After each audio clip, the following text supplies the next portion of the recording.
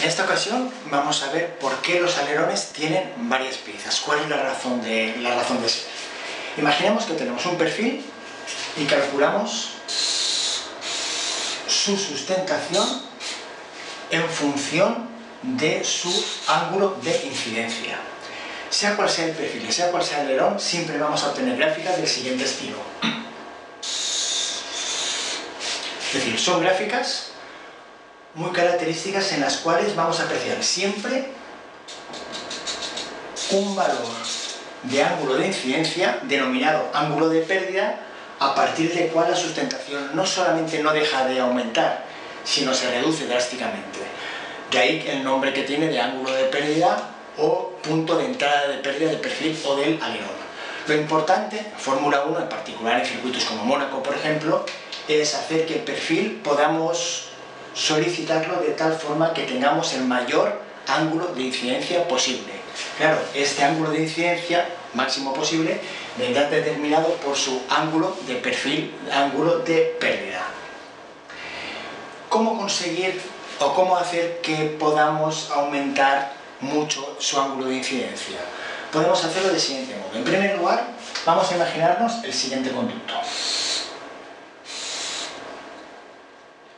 Imaginemos el siguiente conducto. Vamos a suponer que aquí tenemos un área sub 1 y vamos a suponer que aquí tenemos un área sub 2. En este caso, el área 1 es mayor que área 2. Vamos a aplicar sobre ese conducto y sobre dos puntos, por ejemplo, este punto y este punto, vamos a aplicar el denominado teorema de Bernoulli o principio de Bernoulli, que dice que la suma de las energías en este punto va a ser la misma que la suma de las energías en este punto. Para Bernoulli existen tres tipos de energía. La primera es energía por presión, denominada también energía piezométrica. La segunda es la energía debida a la altura, esta H, también llamada energía potencial. Y la tercera y última es la energía cinética, que es la debida a la velocidad. Velocidad partido por la g. ¿De acuerdo? Vamos a analizar esos tres factores en esos tres puntos. En primer lugar, como hemos dicho que las cotas, es decir, las alturas de cada una de ellas es la misma, significa que este valor es constante.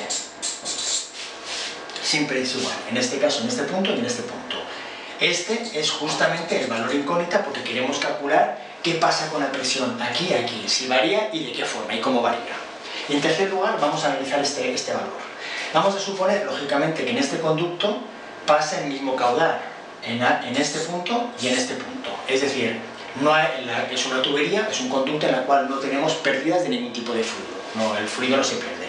Hablando en plata podemos hacer el siguiente razonamiento. Si por un determinado sitio pasa un caudal y ese conducto reduce la sección, si ha de pasar el mismo caudal, porque hemos dicho que no tiene pérdidas, lógicamente la velocidad tiene que aumentar para hacer pasar el mismo caudal. ¿Cómo se hace o cómo se calcula esto numéricamente? Aplicando la condición de caudal constante que hemos visto antes.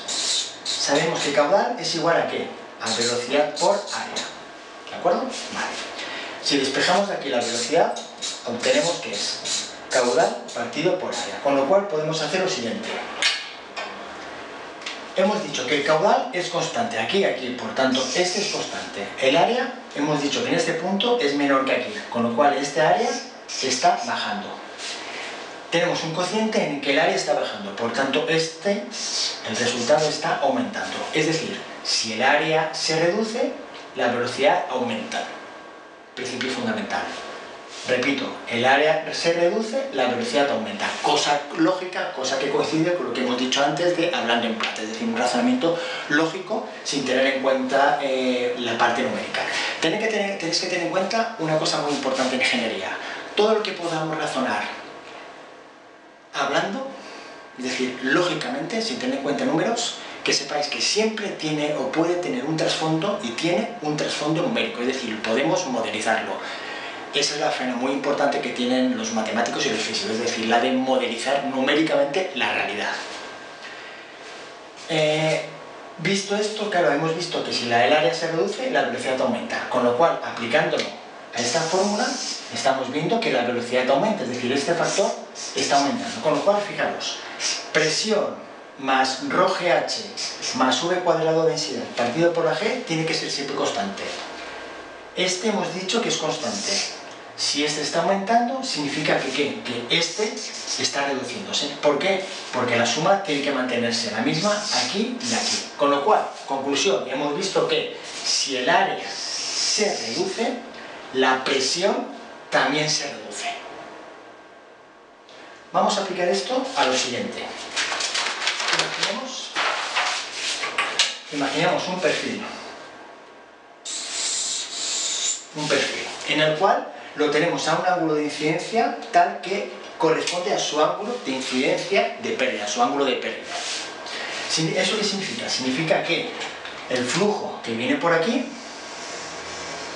tiende a ir hacia arriba, pero si aumentamos un poquito su ángulo de incidencia, ese perfil, ese flujo ya tenderá a caer, ya no tiene energía suficiente, energía cinética suficiente para poder mantener el perfil. Ya vimos en un vídeo anterior que cuanto más arriba fuese el aire, más coche o más ala, en este caso tendríamos hacia abajo, es decir, mayor carga.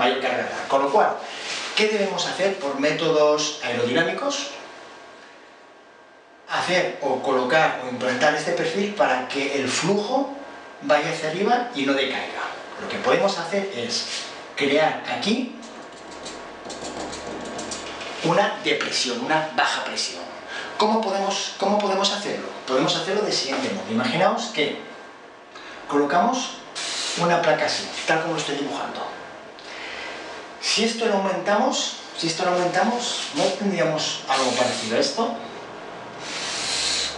Es decir, aquí tenemos un conducto en que este área es mayor que esta y estamos haciendo circular aire en ese sentido. Si aplicamos Bernoulli, cosa que hemos visto antes, estaremos obteniendo el siguiente razonamiento.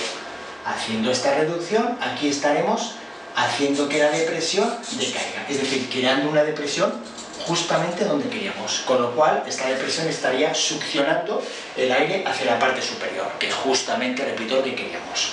Claro, no podemos colocar una placa por una placa plana, tal como lo acabo de dibujar, porque es una cosa muy poco, digamos, entre comillas, aerodinámica, tiene mucha resistencia. Lo que se hace es, en lugar, es colocar otro perfil.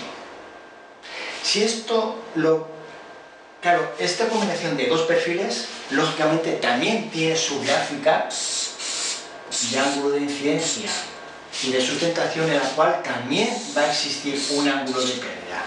Supongamos que esta pareja de perfiles lo inclinamos hasta su ángulo de pérdida. Bueno, pues habrá un momento, como pasaba antes, en que el aire ya no subirá, tenderá a bajar. Con lo cual, aquí arriba podemos colocar otro perfil y así sucesivamente. De tal forma que podemos crearnos una cadena de perfiles, de tal forma que el aire vendrá por aquí y recorrerá todo el tren de perfiles, haciendo que esta combinación, en este caso de 1, 2, 3, 4, 5 perfiles, tenga una sustentación bestial.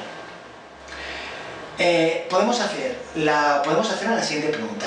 Esta combinación de perfiles frente a este perfil tan grande como la unión de esos perfiles, pero en forma de 1. ¿Cuál será más eficiente? En términos aerodinámicos, la eficiencia se define como sustentación partido resistencia. Este perfil tiene mucha sustentación, este no. ¿Por qué? Porque el aire vendrá por aquí y al cabo de un momento tendrá a bajar, con lo cual no estamos consiguiendo apenas sustentación. ¿Tendrá mucha o poca resistencia? Tendrá mucha resistencia, muchísima resistencia. Con lo cual aquí tenemos poca sustentación y mucha resistencia, es decir, la eficiencia será paupérrima, será muy, muy pequeña. En cambio, en este perfil de aquí tendremos mucha sustentación y también tenemos mucha resistencia, pero tenemos mucha menos resistencia que aquí, con lo cual aquí la eficiencia en el caso de este perfil será muy grande.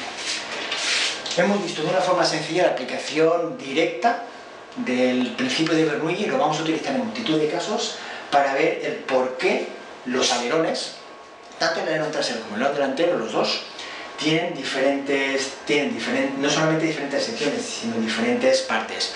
Por normativa, en concreto en Fórmula 1, el alerón delantero solamente está permitido 2, pero que sepáis que si estuviese permitido 5 piezas, os aseguro que en circuitos, por ejemplo de Mónaco, y en otros quizás, pero sobre todo el de Mónaco, los equipos colocarían todos los perfiles habidos y por haber.